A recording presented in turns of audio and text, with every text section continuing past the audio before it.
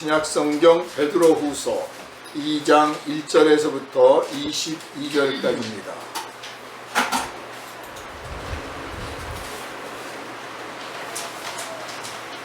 제가 봉독합니다.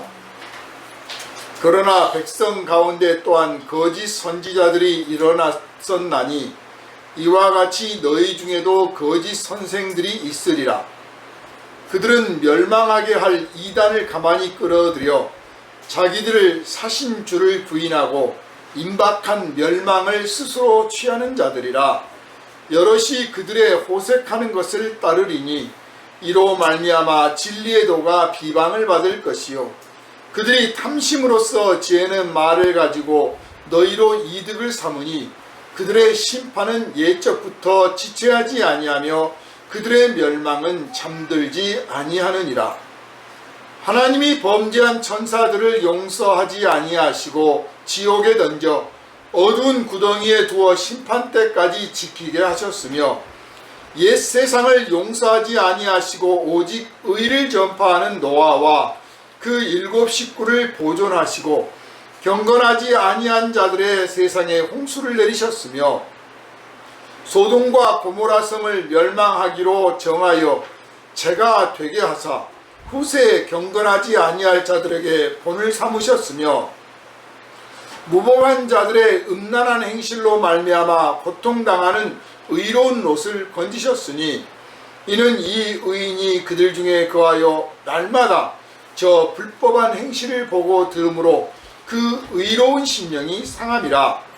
주께서 경건한 자는 시험에서 건지실 줄 아시고 불의한 자는 형벌 아래 두어 심판날까지 지키시며 특별히 육체를 따라 더러운 정욕 가운데서 행하며 주관하는 일을 멸시하는 자들에게는 형벌할 줄을 아시느니라. 이들은 당돌하고 자긍하며 떨지 않고 영광이 있는 자들을 비방하거니와 더 큰 힘과 능력을 가진 천사들도 주 앞에서 그들을 거슬러 비방하는 고발을 하지 아니하느니라. 그러나 이 사람들은 본래 잡혀 죽기 위하여 난 이성 없는 짐승 같아서 그 알지 못하는 것을 비방하고 그들의 멸망 가운데서 멸망을 당하며 불의의 값으로 불의를 당하며 낮에 즐기고 노는 것을 기쁘게 여기는 자들이니 점과 흠이라. 너희와 함께 연애할 때 그들의 속임수로 즐기고 놀며 음심이 가득한 눈을 가지고 범죄하기를 그치지 아니하고 굳세지 못한 영혼들을 유혹하며 탐욕에 연단된 마음을 가진 자들이니 저주의 자식이라. 그들이 바른 길을 떠나 미혹되어 부올의 아들 발람의 길을 따르는도다. 그는 불의의 싹스를 자랑하다가 자기의 불법으로 말미암아 책망을 받되 말하지 못하는 나귀가 사람의 소리로 말하여 이 선지자의 미친 행동을 저지하였느니라. 이 사람들은 물 없는 셈이요 광풍에 밀려가는 안개니 그들을 위하여 캄캄한 어둠이 예비되어 있나니 그들이 허탄한 자랑의 말을 토하며 그릇되게 행하는 사람들에게서 겨우 피한 자들을 음란으로서 육체의 정욕 중에서 유혹하는도다. 그들에게 자유를 준다 하여도 자신들은 멸망의 종들이니 누구든지 진 자는 이긴 자의 종이 되리라. 만일 그들이 우리 주 되신 구주 예수 그리스도를 알므로 세상의 더러움을 피한 후에 다시 그 중에 얽매이고 지면 그 나중 형편이 처음보다 더 심하리니 의의 도를 안 후에 받은 거룩한 명령을 저버리는 것보다 알지 못하는 것이 도리어 그들에게 나으니라. 참된 속담에 이르기를 개가 그 토하였던 것에 돌아가고 돼지가 씻었다가 더러운 구덩이에 도로 누웠다 하는 말이 그들에게 응하였도다. 아멘. 이 시간은 안개 낀 세상에서 살아가는 법이라는 제목으로 함께 은혜 나눕니다. 기도합니다. 오직 성령께서 이 시간 우리를 주장하여 주시기를 원합니다. 각 사람 마음을 아시고 살피시는 주님, 이 시간에 말씀이 선포되어질 때 심령에 하나님의 말씀을 새겨주시고 그 말씀이 살아 운동력 있는 역사하는 말씀으로 경험되게 하시고 이 말씀의 능력으로 또한 세상을 이기게 하여 주셔서 하나님께 영광을 돌리며 하나님께서 기뻐 받으실 성령의 열매를 풍성히 맺는 삶이 되게 하여 주옵소서. 오늘 이 시간 안개 낀 세상에서 살아가는 법이라는 제목으로 함께 말씀을 나눌 때 성령께서 감화와 감동을 주심으로 이 말씀의 충만한 능력이 우리 것이 되게 하여 주셔서 세상을 이기기에 조금도 부족함이 없고 하나님께 영광 돌리기에 조금도 부족함이 없고 이웃들을 구원하기에 조금도 부족함이 없게 하여 주옵소서. 우리를 원하신 예수님 이름으로 간절히 기도하옵나이다. 아멘. 할렐루야. 아멘. 말씀이 좀 길었지요. 아멘.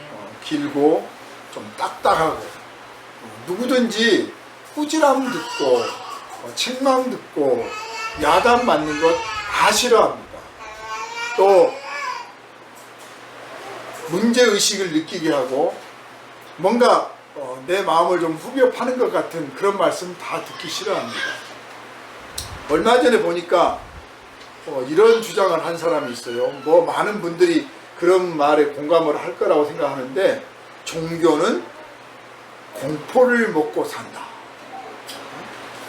종교의 성장은 겁을 줘가지고 성장한다 하는 거예요.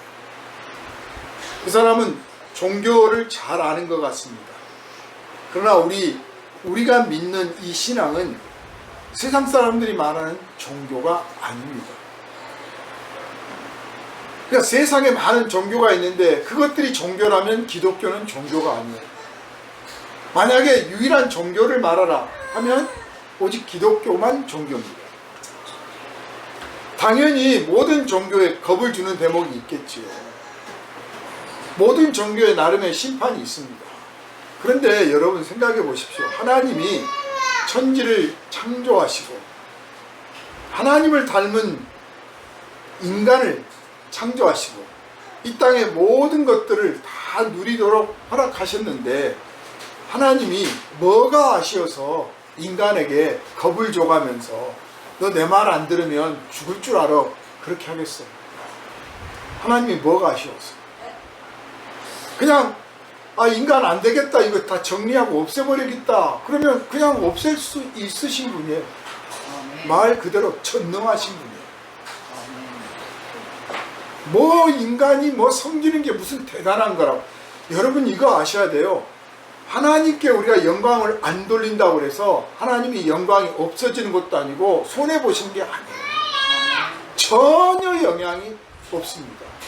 하나님께서 우리에게 하나님께 영광을 돌리고 감사하며 하나님의 말씀에 순종하라고 하는 것은 하나님을 위해서가 아니라 우리를 위해서예요. 우리가 하나님께 예배하러 나오는 것은 하나님을 위해서가 아니라 우리를 위해서예요. 우리가 하나님께 영광을 돌리고 예배하고 기도하는 것은 정말 우리 자신을 위한 거예요. 그렇게 하나님이 길을 열어주신 거예요. 그래서 감사하며 나오는 거죠. 오늘 본문의 말씀도 매우 딱딱하고 참 좀 어느 때는 지루하게 느껴지고 이렇게 세상에 대해서 많이 겁주고 계시나 경고하고 계시나 좀 부담스럽다 그런 느낌을 가질 수 있지만 하나님을 위해서 하신 게 아니고 우리를 위해서 하신 거예요. 우리를 위해서. 그래서 세상의 종교는 겁을 주고 공포를 조성해서 성장하고 그걸 더 기하로 먹고 사는지 모르겠지만 우리 하나님을 믿는 이 신앙은 우리를 겁줘서 하나님께 이득이 될 게 아니고 우리를 위해서 경고하시고 우리를 위하여 주의를 주신다는 사실을 여러분 마음에 새겨두시고 이 말씀을 읽어나가시기를 주님의 이름으로 부탁을 드립니다. 세상에 거짓 선지자도 많고 거짓 선생도 많아요. 그러니까 교회 안에, 교회 밖에 가짜들이 많고 교회 안에도 가짜들이 많다. 그런데 가짜가 더 진짜 같아요. 가짜가 더 잘 나가. 세상에 보면 착하고 진실하고 순진하게 사는 사람은 되게 가난하고 그렇게 빚을 못 버는 것 같아요. 그냥 안 그런 사람들도 있지만, 그리고 속이고 빼앗고 위선을 떨고 아주 배반잘하고 그런 사람들이 권력도 잡고 부자도 되고 세상에서 유명한 사람 되고 뇌물 갖다 바친 사람이 더 잘 나가는 걸 우리가 많이 봅니다. 그래서 하나님은 도대체 뭐하러 치는지 몰라, 이런 말 우리 가끔 하잖아요. 근데 오늘 그런 궁금증에 대해서 정답이 딱 본문에 기록되어 있어요. 그 사람들은 잡혀 먹기 위하여 난 짐승과 같아서, 우리가 돼지를 기르고 가축들을 기를 때, 그래 너 가축 잘 자라가지고 돼지야 꺾고다가 잘 자라가지고 천국 가거라, 그리고 뭐 영광을 받고 네 뜻을 한번 펼쳐봐라, 이렇게 해서 기르는 게 아니잖아요. 잘 먹고 잘 커라, 그래 씩씩하게 커야지, 건강하게 커야지. 그러다가 마지막 딱 때가 되면 잘 컸으니까 이제 죽어라. 그것들은 마치 죽기 위하여 태어난 것 같고 죽기 위하여 양육받는 것 같아요, 극단적으로 표현하면. 그래서 그 극단적인 표현을 여기 했습니다. 마치 잡혀 먹기 위하여 난 짐승과 같은. 그래서 지금 잘 나가고 있고 지금 권세를 누리고 부귀영화를 누리고 허세를 누리고 뭐 자기 마음대로 안 되는 일 없이 다 하는 것 같고, 믿는 자를 핍박하고 진실하게 사는 자를 괴롭히고 순진한 자를 속이고 빼앗고, 정말 하나님은 무심하시지 이렇게 우리를 돌보시지 않는단 말인가 하는 탄식이 나올 만큼 그들의 권력이 막강하고 부귀영화가 막강할지라도 결코 부러워하지도 말고, 하나님이 우리를 버리셨나 원망하지도 말고, 하나님의 뜻을 알 수 없다 라고 불평하지도 말고 기다려봐.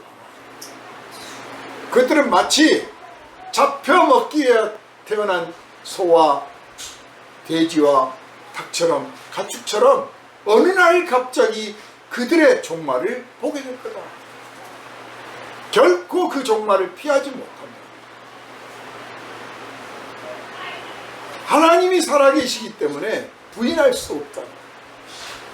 실제로 인류 역사를 보면 그렇습니다. 실제로 그렇습니다. 하나님의 심판을 건너 뛰어간 사람이 없습니다. 하나님의 심판이 면제된 사람이 없습니다. 그러므로 지금 당장 불의하고 악한 자들이 설치고 권세를 부리고 우리를 핍박하고 우리를 유혹하고 우리에게 우리 편이 되라, 안 그러면 너 죽을 줄 알아, 이렇게 겁박을 할지라도 굴복하거나 속지 말라. 그것들은 마치 안개와 같다. 안개와. 그래서 오늘 말씀 제목이 안개 낀 세상에서 살아가는 법이에요. 안개 낀 세상에서 살아가는 법. 자, 안개라고 하니까 여러분 안개하면 뭐가 생각납니까? 안개. 참 안개 같다. 그 사람 참 안개 같아. 우리 오리무중 그러잖아요. 오리무중. 거기서 말할 때 그 무가 안개 무자예요. 안개 속에 있다. 안개 속에. 안개라는 게 사실 이제 바닷가라든지 강가라든지 또는 뭐 깊은 산중에 가면 특히 이런 여름철에 갑자기 안개가 끼잖아요. 정말 안개 낄 때는 어느 때는 바로 앞에도 한 치 앞도 안 보여요. 요즘도 마찬가지고 예전에도 산에 가보면 높은 산에 가면 그냥 갑자기 운해가 낄 때 있어요. 안개가. 그래서 한 1, 2m 앞밖에 안 보이는 거예요. 그럴 때 참 조심스럽고 사고도 많이 나죠. 무섭죠.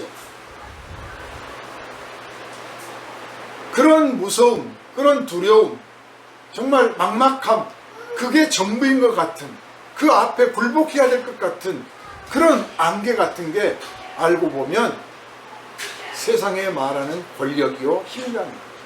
세상의 권력과 힘이라는 게 그런 안개와 같다. 별거 아니다. 아침 해가 딱 뜨면 다 사라집니다. 저기 춘천 가면 의암호 있잖아요. 춘천호, 의암호. 거기는 안개 보러 일부러 사람들이 많이 가요. 그 안개가 그렇게 멋있나 봐. 강가에 가도 마찬가지죠. 뭐 금강도 그렇고 섬진강도 그렇고 한강에 대해서는 별로 못 본 것 같은데 안개가 끼면 아주 정말 장관이에요. 그런데 그것도 잠깐이에요. 아침에 딱 뜨면 불과 한 30분, 1시간 안 돼서 다 사라지는 거죠.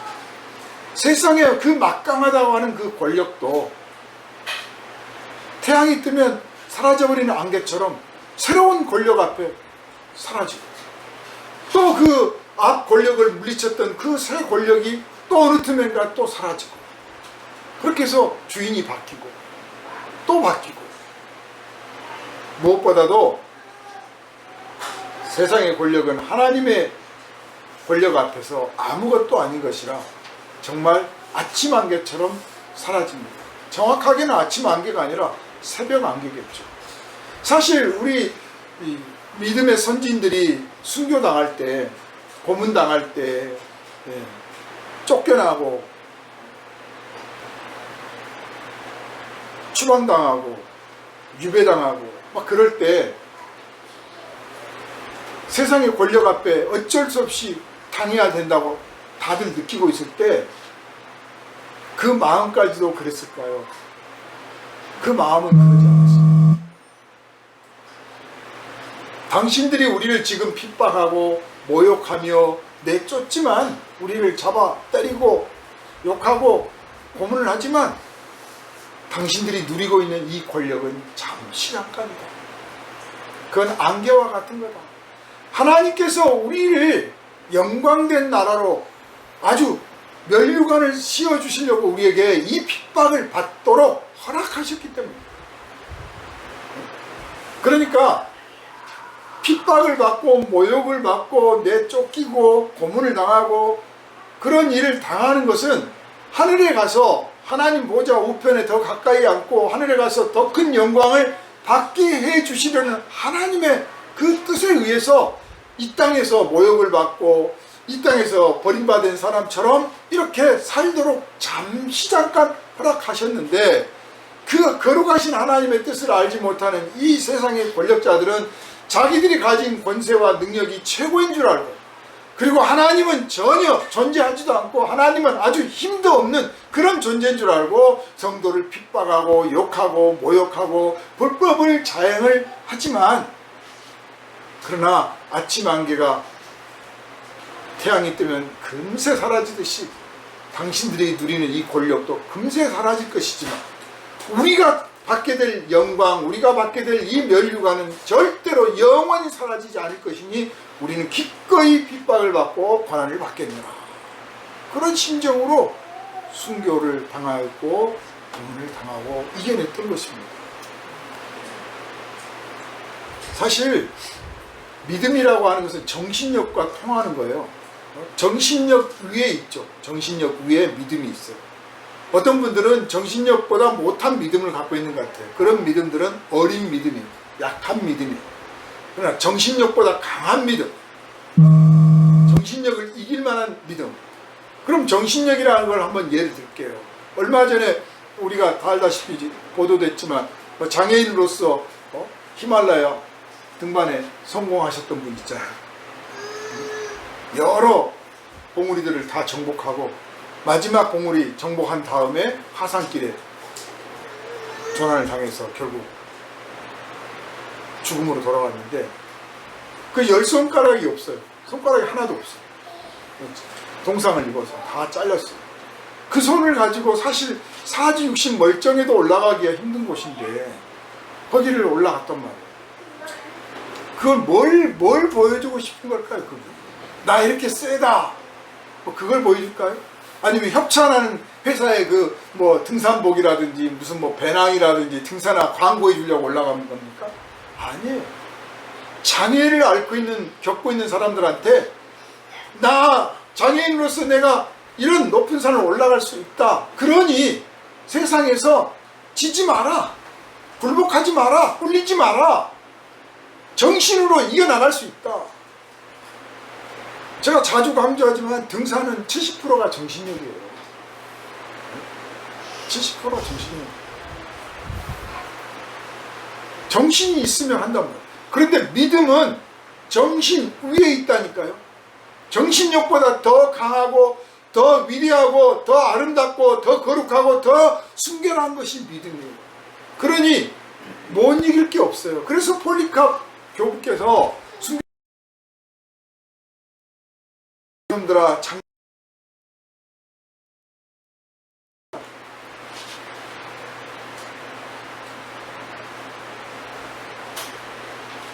내가 예수를 섬기다가 죽는데 뭐가 고통스럽고 뭐가 부끄럽겠느냐. 자, 더 불을 붙여라. 내가 더 빨리 하늘에 가리라. 그래서 그걸 보던 사람들이 다 굴복을 했다. 화형을 시키던 사람들이 다 굴복을 했어. 그 자리에서. 이게 바로 믿음이에요. 그래서 세상의 힘은 안개와 같아요. 이걸 우리는 그 정체를 몰랐어요. 여태까지. 과거 우리나라만 봐도 그 독재 정권들 영원할 것 같았잖아요. 정말 영원할 것 같았어요. 그런데 지금 보십시오. 그 권세가 다 어디로 갔습니까? 남아있질 않아요. 어느 날 갑자기 사라집니다. 어느 날 갑자기. 주인이 금세 바뀌어요. 또 바뀌어요. 그래서 말씀을 먼 데서 그 뜻을 찾는 게 아니라 우리 삶의 현실에서 찾습니다. 그렇구나. 세상의 힘, 세상의 권세, 세상의 능력은 아침 안개와 같다. 바람 한번 불면 흩어지고 햇볕 한번 나면 다 사라져버리는 아무것도 아닌 것들이 우리를 괴롭히고 위협하고 우리를 가로막고 있구나. 그러니 당황하지 말고 두려워하지 말고 낙심하지 말고 좌절하지 말고 원망하지 말고 굴복하지 말고 그 유혹에 넘어가지 말고 끝까지 당당하게 믿음의 길을 지켜나가고 주 예수께서 우리에게 가르쳐 주신 삶의 정의, 이 땅의 정의 지켜나가기를 주님의 이름으로 부탁을 드립니다. 이 안개를 보면 정말 참 아름답기도 하지만 그 아름다움이 사실 왜 아름답냐 하면 그 애매모호하기 때문에 아름답거든요. 잡힐 듯 잡히지 않고 형체가 보일 듯 말 듯. 세상에서 말하는, 세상에서 가르치고 세상에서 주장하는 진리가 바로 안개와 같습니다. 안개 속에서는 제대로 뭘 볼 수가 없어요. 바로 한 5m, 10m만 떨어져도 그 사람이 누구인지 잘 식별도 안 되고 눈을 감고 있는지 뜨고 있는지 모르겠고 그 옷 색깔이 어떤지 잘 구별이 안 되는 거예요. 적인지 동지도 잘 모르겠고 그 세상의 진리라는 게 그래요.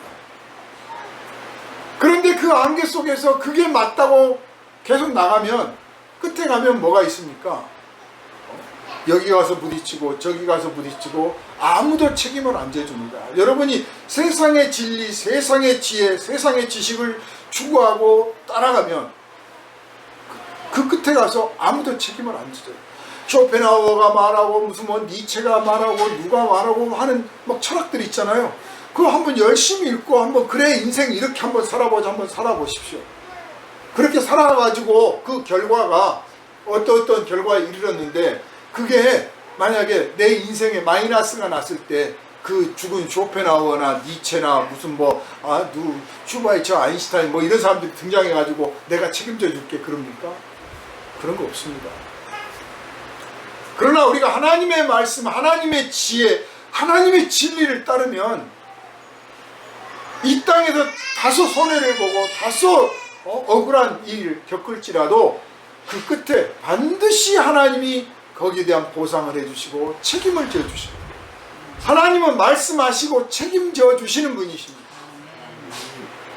하나님이 천지를 창조하셨다. 어떻게? 말씀으로. 그거 여러분 마술처럼 생각하지 마세요. 하나님이 말씀으로 천지를 창조하셨다고 하는 것은 곧 하나님이 당신의 말을 책임지셨다는 뜻입니다. 말을 했으니까 그대로 되게 만드셨다는 뜻이에요. 그래서 하나님의 말씀하시다, 아니 말하다와 하나님의 행동하다는 같은 단어예요. 하나님은 말씀하시는 것이 곧 행동하시는 것이고, 말씀하시는 것이 곧 책임지시는 거예요. 그러므로 여러분에게 주 예수를 믿으라, 그리하면 너와 내 집이 구원을 얻으리라 말씀하셨다면 이 말씀에 대해서 책임을 지시는 거예요. 반드시. 기도하라. 예, 기도하겠습니다. 책임지시는 거예요. 여러분 의심하지 마십시오. 그러나 세상의 진리, 세상의 지혜, 세상의 지식, 세상 종교가 말하는 가르침은 아무도 책임 안 집니다. 열반에 들어갈지 안 들어갈지 누가 합니까? 열반에 들어갔는지 안 들어갔는지 누가 합니까? 아무도 모릅니다. 아무도 책임 안 집니다. 그러나 죽은 자가 부활할 것이요, 죽은 자의 부활이 있고 하나님의 심판이 있고 하나님의 영광의 보좌의 앞에 가게 될 거라고 하는 것을 예수께서 부활하셔서 보여주셨잖아요. 제자들이 뭐 한두 사람 숨어서 본 게 아니고 몇 사람 숨어서 본 게 아니에요. 400명이 넘는 제자들이 목격을 했습니다. 당시 인구가 뭐 얼마나 될까요? 예루살렘 인구가 얼마나 됩니까?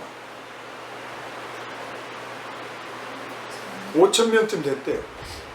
예루살렘 인구가 당시에 5,000명쯤. 그런데 그 5,000명 중에 400명이 예수의 부활을 봤어요. 10분의 1 가까운 숫자가 봤습니다. 의심할 여지가 없으니까 성경에 기록을 한 거예요. 또 성경이 그냥 성경책 써가지고 우리끼리만 보고 왔던 게 아니라, 여러분이 요세푸스니 뭐니 고대의 사학자들, 비평가들이 수없이 성경을 검증을 했습니다. 특히 예수 십자가 사건과 부활 사건에 대해서는 이게 진짠가에 대해서 논란의 여지가 많기 때문에 수없이 많은 검증을 했어요.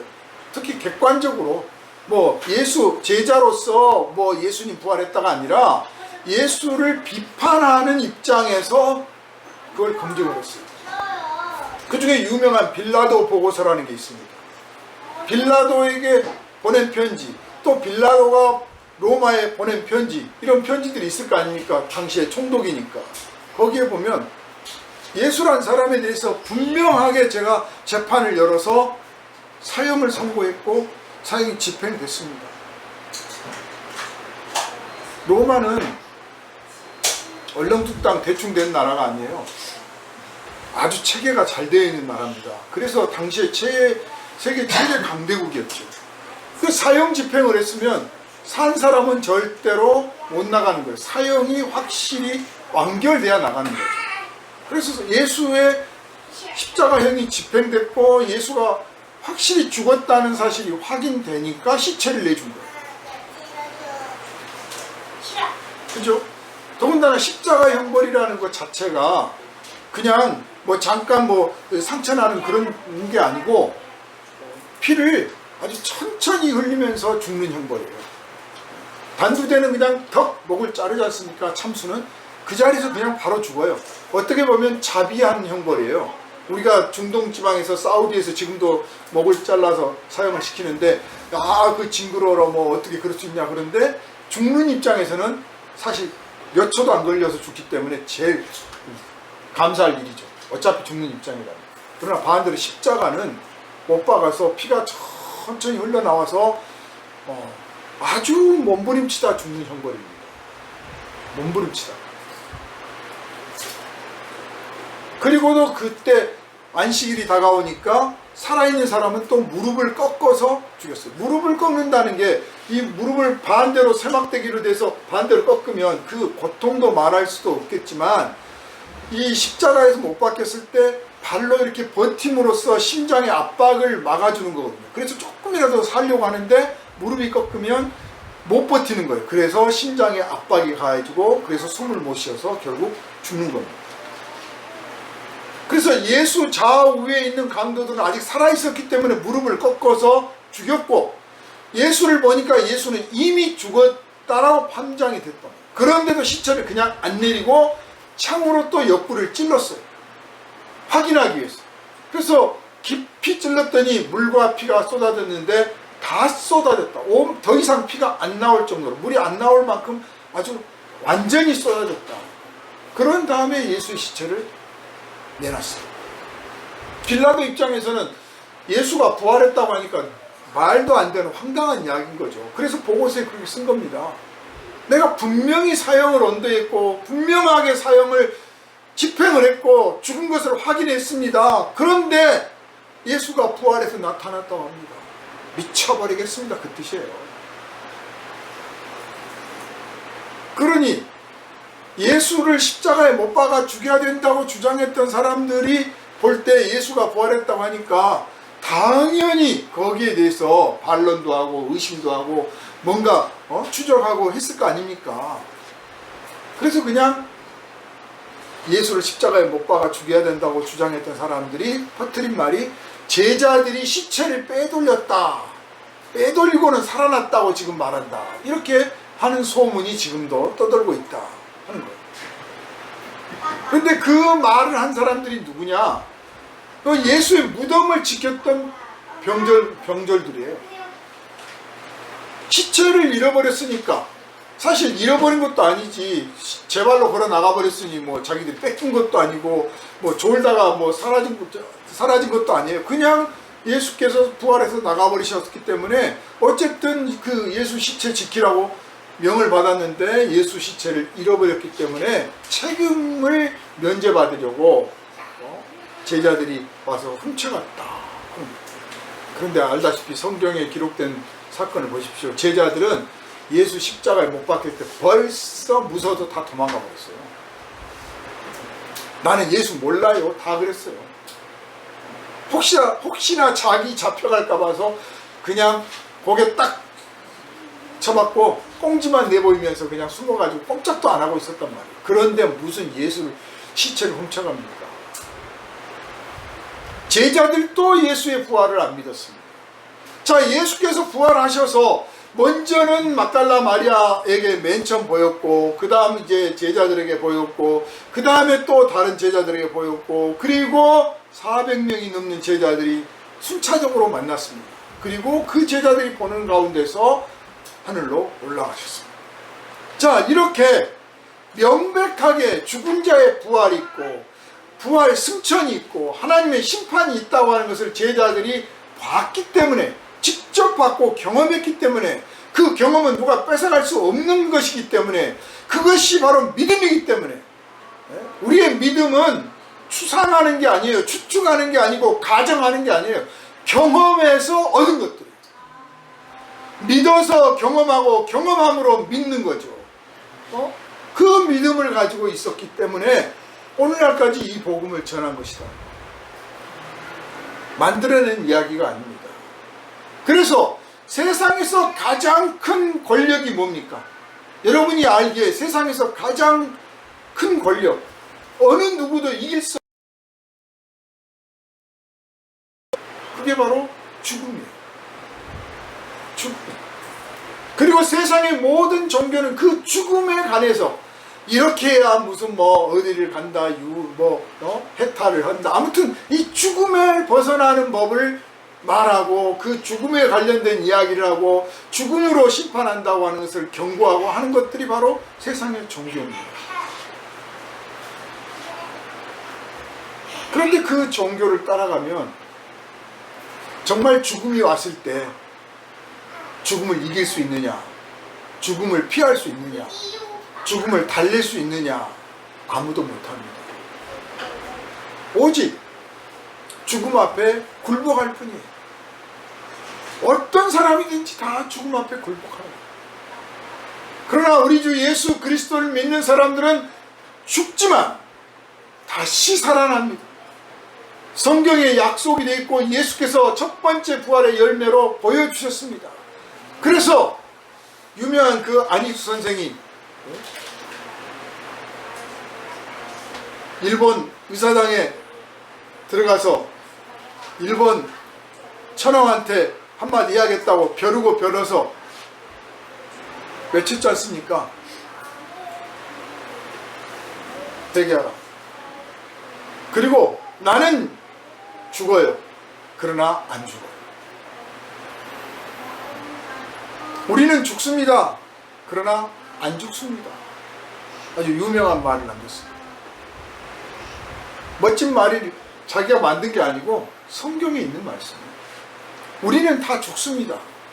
그러나 우리 그리스도인들은 다혜와 지식과 논리를 가지고 여러분에게 가르쳐주고 지도해주고 인도해주고 여러분을 위로해주고 여러분에게 권면을 할지라도 거기에 마음을 빼앗기지 말고 오직 성경에서 말씀하시는 이 진리만을 지켜나가기를 주님의 이름으로 부탁을 드립니다. 세상이 말하는 지혜와 지식과 세상의 진리를 따라가면 안개 속으로 들어가는 것 같아요. 끝도 없어요. 끝도 없어. 그리고 그 끝에 가서 기다리는 것은 허망한 아무것도 없는 죽음밖에 없는 것입니다. 세상의 지혜와 진리는 안개와 같습니다. 그걸 모르고 있는 사람들이 지금 세상의 지혜와 진리를 따라가고 있죠. 자, 그래서 그런 사람들을 볼 때 화를 낼 게 아니에요. 짜증낼 게 아니에요. 불쌍히 여겨야 돼요. 안타깝게 봐야 되고 참 안 됐다 해야 돼요. 그리고 반대로 그럼 나는 안개 속에 있는가? 안개에서 벗어났는가? 나는 밝은 빛을 보고 있는가? 내 길은 환한가? 우선 자신한테 좀 물어봐야 돼요. 내 앞가림도 못하면서 뭐 누구를 타다랴 이런 생각이 든다면 그렇구나. 내가 더 주님 앞에 더 가까이 가야겠구나. 기도할 때 여러분 잊지 마십시오. 하나님 저에게 빛이 되어 주셔서 저를 비춰 주십시오. 저를 인도해 주십시오. 하나님의 빛이 비추면 아무리 캄캄한 어둠 속이라도 헤쳐나갈 수 있어요. 사실 우리가 대개요 굉장히 환한 빛을 기대를 합니다. 주의 말씀은 내 발의 빛이요 뭐 내 발의 등불이요 뭐 이런 성경 말씀 있잖아요. 우리가 무슨 빛을 구하면 엄청 밝은 빛을 추구해요. 그런데 어두우면 어두울수록 아주 어둠이 캄캄하면 캄캄할수록 정말 아주 작은 빛으로도 충분히 그걸 볼 수 있습니다. 오히려 너무 밝은 빛이 더 방해가 돼요. 눈부시고. 왜 이 말씀을 드리냐 하면 내가 삶에 문제가 안 풀리고 답답하고 괴롭고 꼬이는 것 같고 도대체 나는 왜 이렇게 안 나가나 왜 이렇게 나는 안 풀리나 내 인생은 왜 이렇게 자꾸 막히나 자꾸 막 그런 생각이 들 때 우리가 하나님 앞에 나아가 기도하면서 하나님 뚫어주세요 하고 막 은근히 우리 마음속에 큰 것을 추구하고 있단 말이에요. 하게 되고 마침내 내가 큰 광명의 빛 가운데 사실 있었구나 하는 거예요. 사람 눈에 안개가 끼어 있어요. 우리는 예수 그리스도, 우리 주 예수 그리스도 하나님의 생명의 빛이 되신 이 예수 그리스도를 믿음으로 이 안개가 거쳐가고 있어요. 어떤 사람은 완전히 거쳐 있고 어떤 사람은 아직 조금 남아 있는데 이 안개 거치지 말고 그를 위하여 기도해야 됩니다. 하나님, 저 사람의 눈에서 안개를 걷어주십시오. 저가 믿고 있는 진리, 저가 알고 있는 지혜, 저가 가지고 있는 지식이 안개에 불과하며 헛것이라는 사실을 본인이 깨닫게 해주십시오. 그래야 진정 우리 주 예수 그리스도의 이 진리의 세계로 돌아오게 될 줄로 믿습니다. 안개는 말씀드린 것처럼 여러 가지를 상징한다고 그랬잖아요. 그래서 안개하면 정말 그 사람 마음을 알 수가 없어 우리 그런 말 쓰는데 사실 인간의 마음이 다 안개 같아요. 우리들 마음이 안개 같아요. 경계가 불분명해. 내가 정말 정의로운 사람인지 불의한 사람인지, 내가 정말 사랑을 하는 사람인지 미움이 있는 사람인지, 내가 정직한 사람인지 거짓말쟁인지, 내가 진리를 추구하는 사람인지 아니면 진리와 거슬리고 있는 것을 추구하고 있는 건지, 내가 겸손한 사람인지 오만한 사람인지 모호해요. 우리 마음 자신이, 우리 자신이 불분명합니다. 타인의 마음도 그래요. 알고 보면 저 사람만 모호한 게 아니라 나도 그렇다고 말해요. 나도. 우리 모두가 모호합니다. 우리 안에 안개가 껴 있어요. 그래서 사실 뭐 하나님께 기도한다, 하나님께 예배한다, 뭐 세상에 내가 나가서 좀 봉사한다 뭐 이러면서도 어느 날 보면 내가 그 반대편의 생각과 말과 행동을 하고 있는 나 자신을 발견할 때가 참 많단 말이에요. 또 어떤 분처럼 그냥 몇 시간을 기도한다고 하나님 뭐 도와주세요 기도했는데 끝에 가서 내가 뭘 했지? 내가 무슨 기도를 했지? 내가 무슨 마음으로 지금 이러고 있지? 이럴 때도 있어요. 자, 그래서 다른 사람 마음 밝게 하게 만들려고 막 노력하는 것도 중요하지만 내 마음이 먼저 밝아져야 돼요. 내 마음. 그래서 하나님께 기도해야 됩니다. 하나님, 제 마음의 안개를 걷어가 주세요. 제 마음이 모호합니다. 믿는 것인지 안 믿는 것인지, 나는 정말 정의로운 사람인지 불의한 사람인지, 나는 정말 평화를 위한 건지 전쟁을 원하는 건지, 어느 때는 이 편이 있다가 어느 때는 저 편이 됐다가 어느 때는 뭐 좋았다가 어느 때는 나쁘다가, 내가 바로 안개 속에 있습니다. 하나님, 이 안개를 걷어가 주십시오. 하나님, 이 안개를 걷어가 주십시오. 성령을 우리 하나님께서 우리에게 부어주신 이유가 그거예요. 네 마음을 믿지 마라. 네 마음을 따라가지 말고, 네 욕망을 따라가지 말고, 네 경험과 네 지식을 따라가지 마라. 너는 안개 속에 있다. 하나님을 따라라. 성령을 따라라. 내가 빛을 비춰줄 테니 그 빛을 받고 네가 움직여라. 생각해. 그거예요. 그래서 마음 습관을 바꿔야 됩니다. 사실 우리의 육체의 습관이 있듯이 마음에도 습관이 있어요. 거듭거듭 실패하는 사람들을 보면요, 공통점이 뭐 사회적 환경이 안 좋고 여건이 안 좋고 정말 가진 것이 애초에 없어서 그럴 수도 있지만 마음의 습관이 잘못된 경우가 참 많습니다. 마음의 습관이 잘못된 있어요. 이 마음의 습관이 바뀌지 않은 한은 계속 반복합니다. 어떤 분이 첫 번째 남편하고 이혼하고 이제 두 번째 남편을 맞이하려고 하는데 저한테 상담을 했어요. 결혼을 막상 하려고 보니까 그놈이 그놈이에요. 그 말을 하는 거예요. 전 남편과 똑같다 하는 거예요. 막상 결혼하려고 보니까. 그래서 그랬어요, 제가. 눈이 삐었다고 하는데 눈이 안 바뀌면 똑같은 사람을 고르는 거예요. 눈이 바뀌어야 된다. 눈이 바뀌지 않으면 이번에 또 헤어져 봐라 똑같은 사람 또 만난다. 그러나 눈이 바뀌면 이제 다른 사람을 만날 것이고, 눈이 바뀌면 지금 이 사람을 바꿀 수도 있다. 뭐 눈이 바뀌었으니까 이제 걷어치우고 또 새로운 남자 찾아갔다 아니라 눈이 바뀌었기 때문에 이 사람을 어떻게 바꿔야겠다가 보이는 거예요. 그래서 지금은 그럭저럭 잘 살고 있어요. 그 남자 탓을 해왔는데 알고 보니까 그 남자를 고른 자기 탓이었던 거예요. 마음의 습관인 거죠. 마음의 습관. 중독자들이 갖고 있는 중독을 끊는 방법이 일단 의학적으로는 첫 번째는 이제 약물을 투여해서 중독을 해소하고 그리고 중독을 예방하고 치료하는 약물 치료를 합니다. 그와 동시에 심리 치료를 합니다. 그 심리 치료의 핵심이 뭐냐? 마음의 습관을 바꾸는 거예요. 마음의 습관.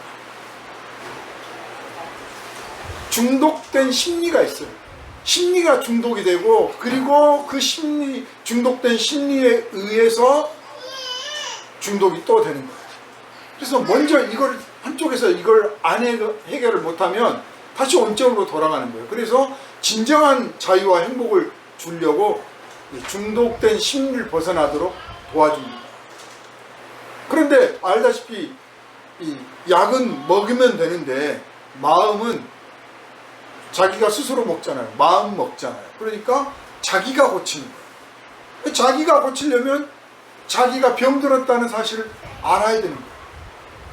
그런데 중독자들이 자기 육체가 중독됐다는 사실을 아는데 자기 마음이 중독됐다는 사실은 대개 인정을 안 해요. 대개 인정을 안 해요. 다 자기 밖에 세상을 타다는 거죠. 그래서 자기 마음 버릇, 마음 습관, 그렇게 될 수밖에 없게 만들어가고 있는 자기의 마음을 이제 알게 하고 들여다보게 하고, 그래서 자기에게 선언하게 하고, 그리고 그것을 자기 스스로 고쳐나가도록 도와주면 이제 치료 효과가 높습니다.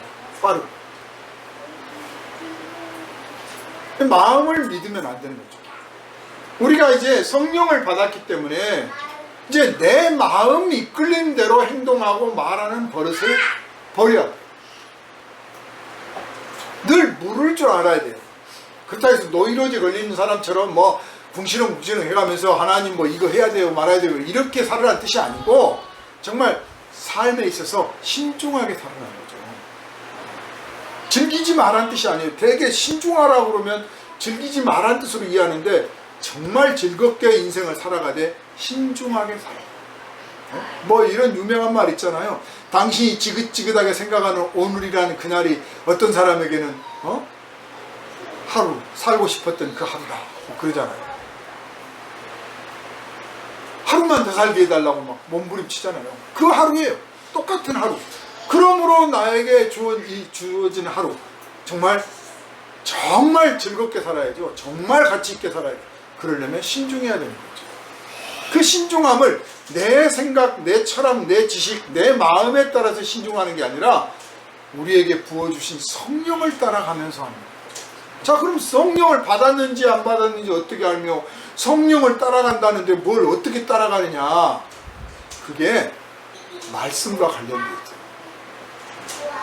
하나님의 말씀을 통해서 우리가 성령의 지혜, 성령의 지식, 성령의 일깨움, 성령의 깨우쳐 주심을 아는 거예요.